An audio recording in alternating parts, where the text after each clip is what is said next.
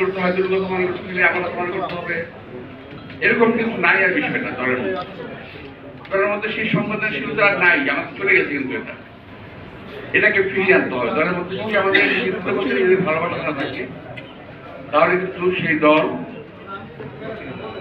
বেশি দূরে যেতে পারে না, পারবেও না।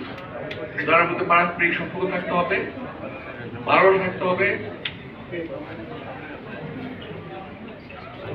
সহানুভূতি থাকতে হবে, তাহলে একটা দল সুন্দরভাবে দাঁড়াতে পারবে। দাঁড়ায় তো বেশি পরীক্ষা দেওয়ার সময় নাই, অনেক পার হয়ে গেল আগে। বিদ্যুতের মতো বহু নেতা কর্মী কিন্তু গত হয়ে গেছে, আগে করেছে। তো পিন্টুকে আমি স্মরণ করছি এবং আমি খুব ভীষণভাবে অভাব বোধ করি যে আজকে পিন্টু থাকলে হয়তো এরকম হতে পারতো, আজকে ইলিয়াস থাকলে হয়তো এরকম হতে পারতো, থাকলে হতে পারতো। আমার বহু সহকর্মী কিন্তু আমাদের থেকে চলে গেছে, আমি নাম বলতে পারবো অনেক অনেক। তো যাই হোক, পিন্টুর দুটি হত্যাকাণ্ড হয়েছে বাংলাদেশে,